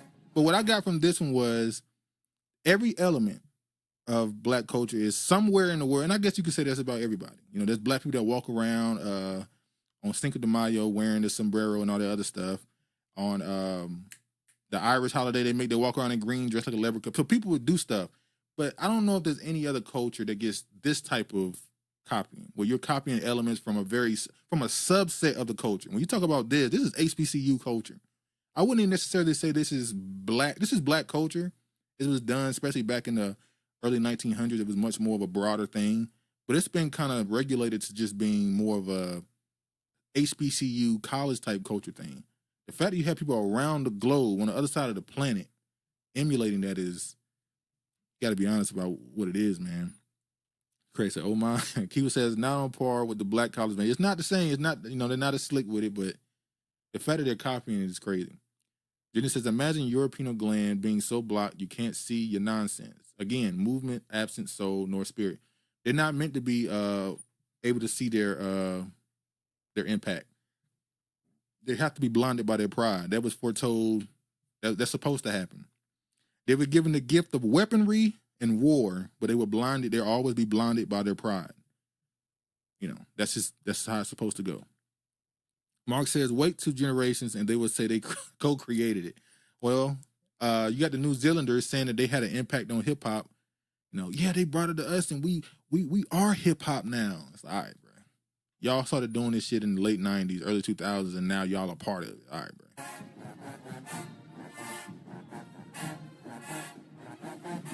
And you know what's crazy? Whenever, and I don't think other demographics really understand this, but normally when these other cultures start to emulate the music, the fashion, or just the expression of Black people, the first thing that truly changes in their culture is their women. The women start to dress. They start to show themselves differently because they're trying to emulate how Black women in America look. And then they change their hair, they change how they walk, they change how they dress, they change the entire the entire standard for beauty is impacted. Now you women want to look a certain way as far as their body and stuff, and that's when you start seeing the other side of this, where people start coming against people copying this stuff. Well, y'all get the point.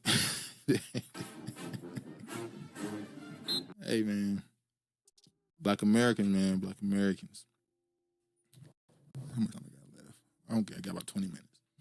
All right. I think that's it. I saw this thread here. I'm not going to read it all. But they made some good points I want to go through.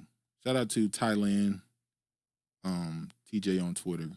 He made some good points. He said, Black leftists are hilarious, dog.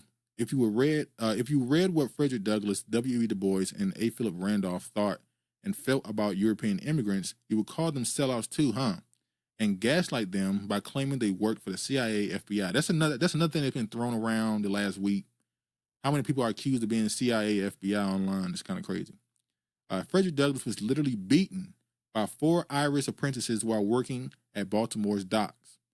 European immigrants was a net negative for Black Americans. They pushed Black Northerners out of certain jobs like longshoremen, which was dominated by Black men, and housemaids, which were dominated by Black women. I think I told y'all, A. Philip Randolph, I think in the 40s, he became the union leader and fighting for Black work rights. In the late 1800s, I didn't know this. I think I might have brought this up already. Trains, the people that work on trains, I forgot the word they use, the title of their job, I'm sorry. That was normally reserved for Black former slaves. So the people you see on trains that walk around dealing with people, carrying their luggage, that was typically, in the late 1800s, that was only a former Black American slave job. And over time, obviously, it changed the title and it became something else. And when you see these companies that exist now, a lot of them were built on the back of that labor. And obviously, just like every other job, they weren't treated the best. And Black women there were less Black women, but they were the ones who did the cooking and stuff on the train and stuff. So that was considered a Black job in the late 1800s. But yeah. Gina says, oh, now I'll rewind. I'll send my info to Travis via your email. All right. I'll make sure to give it to him. I'm gonna go through all this, but he pretty much went through this thread calling out the Black leftists who constantly, as I said earlier, allow disrespect and stuff towards Black Americans. And yeah. I think that y'all think it's gonna be a shorter episode. I gotta show this. Last clip I'm gonna show. I'm gonna let y'all go on this Father's Day. Hopefully y'all had your brunches or whatever you do to celebrate. Get the pops the gifts. So the last thing we're gonna get to, I gotta show this. The fact that the National Puerto Rican Day Parade is located in New York with the highest concentration of Puerto Ricans. So remember, the Puerto Rican Day Parade just happened. So New York got a Puerto Rican Day Parade and Caribbean Parade for every demographic. For every nation in the Caribbean, there's a parade for them. They have carnival, all this other stuff. And I think, if I'm not mistaken, they have a Black American parade that happens in Harlem. It's kind of it's the least popular one, obviously, in New York. But this is what you got to say about how Puerto Rican Day Parade is starting to mean nothing. It's a Puerto Rican dude. The fact that the National Puerto Rican Day Parade is located in New York with the highest concentration of Puerto Ricans in the United States, it means absolutely nothing, considering that the majority of East Coast Puerto Rican women have abandoned the Puerto Rican household and integrated themselves into Black America. Now, this is where this is crazy. I said a long time ago that Spanish women in the Northeast run shit. Spanish women in the Northeast, it seemingly, from the outside looking in, seem to run the dating market. If you see a Spanish woman from the Northeast, particularly New York, she might be with another Spanish man. She might be with a Caucasian. She might be with a Black man. She might be with an Asian, Indian, Arab. Ain't no telling what race. If a man in New York is married or dating a woman outside of his race, more than likely it's a Spanish woman. It's crazy. So the fact that he focused on Black America right here is hilarious, because that's not the number one demographic of Puerto Rican woman. I doubt it. If I looked at the statistics, and it said the number one demographic for Puerto Rican women dating outside of her race or nationality or ethnicity, I seriously doubt it would be Black. But anyway, let me let him finish. Puerto Rican household and integrated themselves into Black America, which is why there is presently a movement based on the erasure of Boricuas. Let me try to zoom in on this. Can I zoom in on this? Echoes of identity, Afro-Puerto Rican women in a Creole house. Creole houses symbolize a bygone era, resonating with pervasive sentiment where both Afro-Puerto Rican women and their Creole homes are woven together the fabric of collective memory. So Creole meaning black. They're trying to say these Afro Puerto Rican women are dating black men. I guess you're trying to say, or darker skinned men. Erasure of Boricuas as we know it and calling themselves Afro-Boricua. This to me is an existential threat to Boricuas because it's making its way to Puerto Rico and is disrupting the society. It's basically creating animosity, racial animosity, where there was none. So you okay? And this is Mark Gordon said, they chasing white men, but that's the thing. He's okay with them being with white men. It's Negroes that they have to stay away from. As always, we know how this go. It's always the Negro. He's the only one that gets, excuse my language, he's the only one getting dick policed. It's just the Negroes. Regina says, what? These cultural differences and conflicts are nauseating. I can't keep up. A bunch of nonsense all around. Mark says Creole can mean Caribbean, not just Black American. That's true. You're right. That's my mistake. Definitely, you're right. Craig said they love blaming black people for everything. Ricans. Let me go for it. Sorry. Stop pausing. And calling themselves Afro-Boricua. This to me is an existential threat. Existential threat. Because it's making its way to Puerto Rico and is disrupting the society. It's basically creating animosity, racial animosity, where there was none.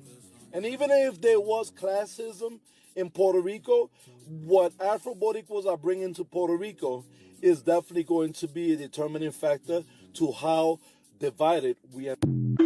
So what he's saying is these Afro Puerto Ricans, these half black women and people are going back to Puerto Rico, and they got racist family members, and they're getting called out for being racist, and it's causing a demographics change in the country. That's what he's saying. See, when they were coming back and they're half white, that was cool. Like, I'll never forget when I saw a Dominican woman who was married to a Caucasian dude say, my mother did not want me with a Dominican man. She doesn't mind my husband being white. She didn't want him to be Dominican because Dominican men don't make good husbands. This is a Dominican woman saying this, what her mother believed and what she ended up agreeing with. It's crazy. People says, call ICE. Well, here's the thing. Somebody made sure to post a clip to antagonize, obviously. They posted this video right here as a response to him. Or Dominican man?